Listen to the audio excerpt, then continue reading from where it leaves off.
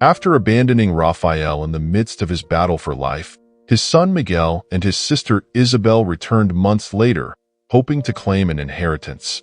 However, what they found was an unexpected and disturbing surprise. At 42, Raphael was a talented chef known for his dedication to work and family. His passion for cooking was matched only by the love he felt for his loved ones, making the accident that changed his life even more devastating. During the renovation of his new restaurant, Raphael fell from scaffolding, suffering multiple fractures and a spinal injury. The accident took the whole family by surprise, especially when the doctor said he didn't know if Raphael would walk again. It was a Friday night. Raphael was returning from the restaurant renovation and called his sister, Isabel, to let her know he was on his way home. She and his son, Miguel, waited for him with the table set for dinner. However, upon arriving home, Raphael tripped and fell down the stairs, aggravating his injuries. Less than 20 minutes after the accident, while still finishing dinner, Isabel received a phone call informing her of the accident. She and Miguel rushed to the hospital and were informed that Raphael was undergoing surgery and would then be in the ICU. Raphael's parents had already passed away, but Isabel called a friend of Raphael's, Marcos, who went to the hospital immediately. After the surgery, the doctor met with the family to explain what had happened. Raphael suffered multiple fractures and a spinal injury. We performed surgery to stabilize the spine, but he will need a long rehabilitation, said the doctor. Isabel cried a lot and didn't know what to say. Marcos asked, "Will he be okay?" The doctor replied, "We can't know right now. We have to see how he responds to treatment. He may regain mobility, but he may also have limitations." The next day, Raphael woke up without much memory of the accident. He could talk, but had difficulty moving. When he was informed by his doctor about what had happened, his eyes filled with tears, and he said nothing. Seeing Raphael's despondency, as if he had received a death sentence, the doctor explained that not everything was lost. He would need a lot of physical therapy, but could have a good quality of life. "You've always had a healthy life, and that can make all the difference now," said the doctor. Hearing this, Isabel squeezed Raphael's hand and said, "We will take care of you, and everything will return to normal. I believe, I have faith." Her son, Miguel, came closer and hugged him, saying, "It will be okay, Dad." Raphael was not an emotional man, but in that situation, he couldn't hold back the tears and promised himself that he would fight as he had in so many other occasions in his life. The following days were challenging. Raphael underwent another surgery, and as everything went well, he was discharged and could go home. The doctor warned, "Raphael, get ready. Now begins the hardest and most decisive phase of your treatment. You need to follow the treatment to the letter, or you could lose everything." Isabel and Raphael listened carefully to the doctor's instructions before going home. Concerned about his family and household routine, Raphael wanted to know how long the treatment would last. The doctor explained that it was impossible to know how his body would react. Maybe a few months, but it could take more than a year. Fortunately, the family could go through this difficult phase without major financial worries, as they had a good health plan, owned their home, and Raphael had some savings. Despite being only 43 years old, Raphael was already a very successful chef. Coming from a humble family, he started working very early, at 15, as a kitchen helper. By 18, he was a sous chef, and at 25, he was a head chef. He was about to open his own restaurant when the accident happened. Knowing he couldn't work for a while, he left the restaurant in the care of Marcos, who had been working with him and was trustworthy. To be fair to Marcos, they agreed to share the restaurant's profits, and Marcos would handle the management. Raphael was a fair man, but also a businessman.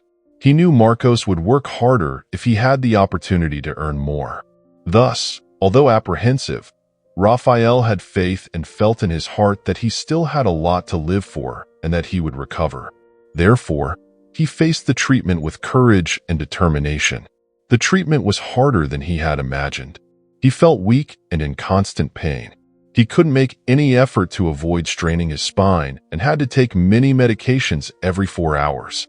With so many drugs in his system, Raphael couldn't eat, and when he did, he ended up vomiting everything. Spending all his time lying down and not eating, he quickly lost a lot of weight and muscle mass. Sometimes, when a neighbor came to visit, they were shocked to see his weak and tired appearance, a contrast to the active and healthy man he had always been. No one believed he would survive for long. Despite this, inside, Raphael fought to recover. He was determined to survive and overcome it all. In the beginning, his sister and son took turns caring for him. Isabel accompanied him to the doctor and went to great lengths to find something Raphael could eat. He felt proud of the family he had built and thought a lot about the future they would have when it was all over. Needing help with practically everything, baths, medication, food, changing clothes, and even turning from one side to the other in bed, he relied on their assistance. After 3 months of treatment, the doctor said he could start trying to do some small tasks carefully. Aware of how difficult it was for them to care for him, Raphael began making an effort to be more independent. He started asking for everything from his sister and son, but even simple tasks, like reaching for a glass of water, were often too exhausting for him. However, this attitude had an unexpected result. Raphael noticed that now, whenever he asked for something, there was a sigh of reluctance before he was attended to. The first few times this happened, he was so surprised that he thought he was mistaken, that it was some kind of misunderstanding. But unfortunately, he was right. They had indeed changed and no longer attended to his needs as promptly as before, often leaving him in undignified situations, waiting for half an hour for someone to help him to the bathroom. Miguel, in particular, spent all his time on his phone, and when Raphael needed something, he would say, "I'm studying, Dad. I have a test tomorrow at school." All his efforts ended up worsening his condition, and the doctor explained that he really needed to rest. Knowing he would need to rely on help for everything again, he decided to take action. Wanting to preserve the family and home, which had always been a refuge where he found strength, Raphael decided to have an honest conversation with them. "Guys, I need to have an honest talk with you. I understand that my treatment is taking much longer than we imagined, and I know you are tired of all this. I'm sorry for disrupting your routine." Isabel tried to justify, "Raphael, it's hard to keep up with the household routine and take care of you, but we're doing our best." Miguel also apologized, "Sorry, Dad.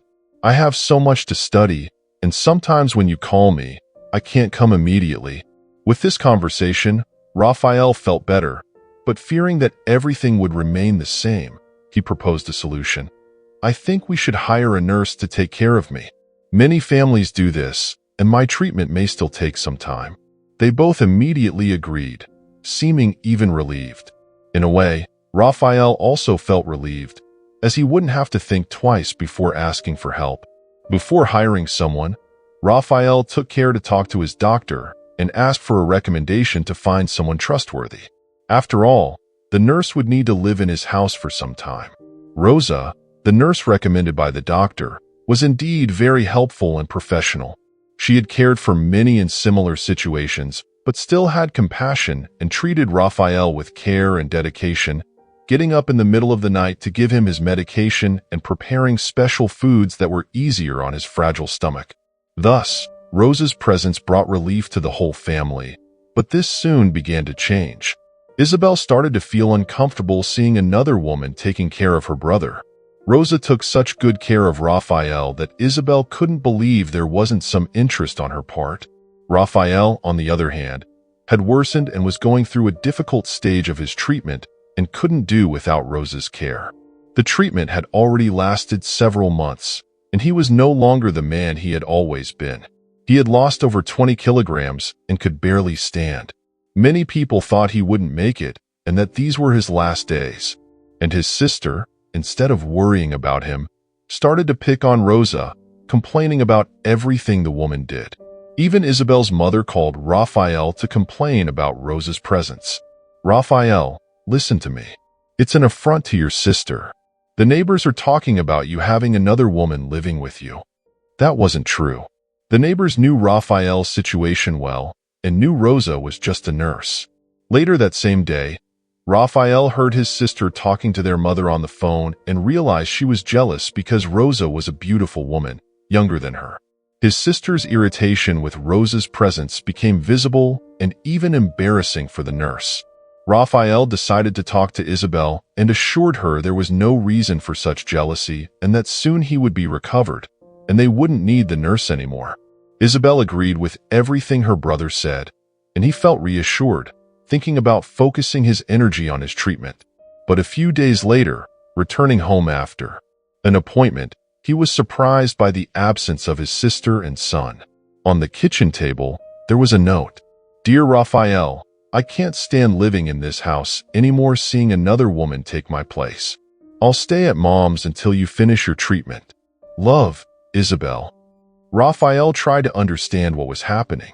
He was so weak he could barely stand. He couldn't believe his sister was really so jealous that she left. In the hospital, he saw many patients unaccompanied and heard comments about how many families fell apart during treatment.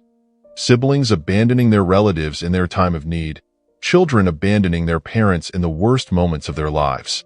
Raphael never thought he would be like these people, but there he was, alone in his house with the nurse he had hired just 2 months ago. In a situation like this, many people would have given up the fight and succumbed to the pain, but Raphael was not that kind of man. Alone in the kitchen, feeling pain all over his body, he remembered when he started working as a kitchen helper. The body aches after a long day at work, the humiliations he often suffered in luxury restaurants, the days he worked in the rain. These memories made him feel grateful to be in his own home, with a good doctor caring for his health and professional help looking after him every day. He closed his eyes and thanked God for everything he had and no longer thought about his sister and son, who had undoubtedly left, thinking he would soon die. While Raphael fought with all his strength to recover his health, Isabel and Miguel did not make a single phone call to check on him. But with willpower and Rosa's help, he survived, and after almost a year, his doctor announced that the worst part of the treatment was over. His body was healed and functioning well. "Raphael, congratulations. You are now ready to start a recovery treatment," said the doctor. In this second phase of the treatment, he would no longer take such aggressive medications for his body and would start physical therapy to regain his muscles and train his body. As soon as the medication changed, his stomach reacted. He regained his appetite and could eat everything. With Rosa's help and a nutritionist, he gradually regained his vitality and weight. His brother visited him and asked if he wanted to go get his sister and son, but he replied that he still didn't know what he wanted or what he would do. Raphael feared being unfair to the two and wanted to think more about it. He hoped they would repent and return home, but that never happened. One day, when he was already better, he went to the bank to check his account and discovered that his sister was spending all the money they had saved, including the reserve they had made for Miguel's college. That was the last straw. The next day, he sought a lawyer and filed for divorce. The lawyer tried to contact the sister, but she never responded. In the neighborhood where they lived, the neighbors knew what had happened, and Raphael noticed the whispers wherever he went. The gossip and whispers were frequent. The gossiping neighbors would say, "There goes the man who was abandoned by his sister and son, a poor fellow." Raphael fought hard not to let the whole experience make him a closed and bitter man. And indeed, during his physical therapy sessions, he met a woman who was also undergoing treatment at the hospital and took an interest in her. Laura was being treated for arthritis, spending a few minutes on the bike and treadmill, then stretching with the same physical therapist as Raphael. Because of this, the two would sometimes talk. She was a calm and reserved woman, always with a book under her arm, smiling friendly at the clinic staff. Without realizing it, Raphael began to think about her more and more until one day he decided to ask her out. He was already able to take some walks and missed the company. She accepted, and Raphael realized she was also interested in him. They started going out, having lunch after physical therapy. They often went to simple places around the clinic, but it was always very enjoyable as they were in good company. Raphael started smiling again and looking forward to the future. One weekend, His brother visited and noticed he was happier and commented, "You seem different. What's happening? Is it the end of the treatment?" "Actually, my health is almost recovered," Raphael replied. He felt good, both physically and emotionally. "Oh, my brother, I should be discharged from the treatment soon." "That's great news. It will be wonderful to have you back at work." The two embraced happily. Raphael decided to tell his brother about Laura, but to his surprise, his brother was a bit suspicious. "Raphael, please be careful. You are a successful man, and that can attract a dangerous kind of woman."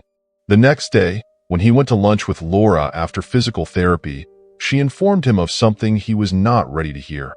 "I'm finishing my treatment, and we won't be seeing each other at physical therapy anymore." Surprised, Raphael feared she would announce her departure, but she said something very different. "I would like you to come and see my house, spend a weekend with me there. I live on a farm, alone, with plenty of space for both of us." Laura then revealed that she lived alone in a large house on a farm near the city. On this farm, she had a plant nursery that was sold in stores in the surrounding cities. He gave Rosa the weekend off and had a wonderful weekend with Laura. After that, he began visiting Laura frequently and decided to create a vegetable garden on the farm with the help of one of the men who worked with her. The two built a shelter and planted many herbs and vegetables. Laura suggested he start selling the produce at the market, and Raphael was so happy that he decided to make some changes to his life plans. Firstly, he decided to leave the restaurant in Marcos's hands. The two agreed to become partners and reached an agreement. This filled Raphael's heart with joy because, with the partnership, his friend would have more opportunities to grow in the business. He also decided to give his house to Rosa, his nurse, as a thank you for everything she had done for him. She was the only one who didn't abandon him when he needed it most. As he and Laura planned to marry soon, and he would move to the farm, he no longer needed the house. Rosa, on the other hand, was a woman alone, relying on her work to survive, and Raphael thought that one day she would no longer have the strength to work. She still didn't own her own home. When she heard the news, she cried a lot and said she had never done anything expecting a reward, but she thanked him with all her heart. After so long caring for Raphael daily, the two had already formed a relationship of friendship and affection. A few years later, when Raphael had been living on the farm for a few years, someone knocked on Rosa's door looking for Raphael. Rosa looked through the peephole and recognized Isabel. "Hello. Did he used to live here?" "Raphael no longer resides here," Rosa replied. With this ambiguous answer, Isabel immediately thought Raphael had died. "Oh, and you are the nurse who cared for him? What are you doing here, huh?" "He gave me this house as a thank you for my dedication to him." Isabel was shocked but clearly didn't believe Rosa. "Oh, I always knew it. I knew it. A gold digger like you. See, Miguel, I wasn't crazy." Saying this, she tried to push the door, but Rosa managed to close it on her. Isabel and Miguel continued knocking on the door for some time, until they gave up and left. Rosa immediately called Raphael to tell him what had happened. In the afternoon, Raphael received a visit from his brother, who came to warn him that Isabel was looking for him all over the city. "She thinks you died and that I appropriated the company and Rosa took the house. She says she and her son are the rightful heirs." Worried, Raphael called the lawyer to find out what to do. But since the lawyer had already processed the divorce, and since she had taken all the savings, she had no right to anything. A few days later, she returned to Rosa's house wanting to know about the inheritance. Knowing Raphael preferred them to think he had died, Rosa confirmed his death. "I don't know if you heard, he was very sick and died of grief after being abandoned by his son and sister." Getting nothing from Rosa, Isabel and Miguel knocked on the neighbors' doors, but as everyone knew she had abandoned her sick brother, she wasn't well received anywhere. But one of the gossiping neighbors ended up revealing some information. The neighbors informed that he left the house to Rosa when he was still alive and moved to a farm at the city entrance with a woman named Laura. Isabel decided to go there, thinking this Laura might have taken the inheritance that belonged to her and her son. It wasn't hard to find the farm. Laura was well known in the area, Laura already knew the whole story and confirmed Raphael's death, knowing he preferred it that way. Raphael passed away a few years ago. He mentioned having a sister and nephew, but they never showed up. Offended, Isabel took this comment as a provocation and started pulling out plants, throwing pots around, and screaming like a madwoman. The workers, concerned about their boss, intervened. Meanwhile, Raphael listened to everything from inside the house. But the commotion became so great that he decided to put an end to the situation and went to confront his sister and nephew. He opened the door and stepped out onto the porch where Isabel and Miguel were making a scene, causing a ruckus. The two didn't recognize him until he grabbed his sister's hand and said, "Enough, Isabel, enough."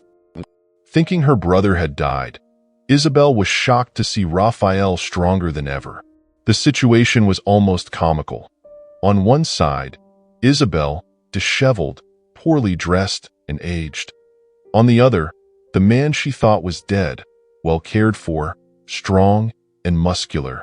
"Raphael, I thought you were dead." "Yes, I know, but I'm very much alive." Astutely, the woman tried to turn the situation around. "You lying scoundrel, why didn't you come looking for us when you got better? But tell me, why would I look for a sister who abandoned me in the most difficult moment of my life? Huh? But not even your nephew. What kind of uncle are you?" Raphael looked at his nephew and saw in him the same evil and perverse look as his aunt. He was already an adult and had never cared about him. He was also back seeking money, but before Raphael could respond, a police car arrived to find out what was happening. Seeing the two destroying plants and yelling at Laura, the farm workers had called the police, who, faced with the invasion, threats, and destruction, with many witnesses, asked Raphael if he wanted to press charges against them. After considering everything they had done, Raphael decided to press charges. He realized this was the only way to ensure they wouldn't continue bothering Laura, Rosa, and his brother.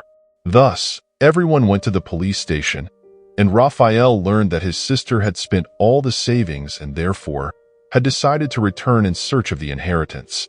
Since she never signed the divorce papers, she thought the divorce hadn't been finalized and that she was entitled to the inheritance, or that, at worst, the nephew was entitled to a share of the house and the father's assets.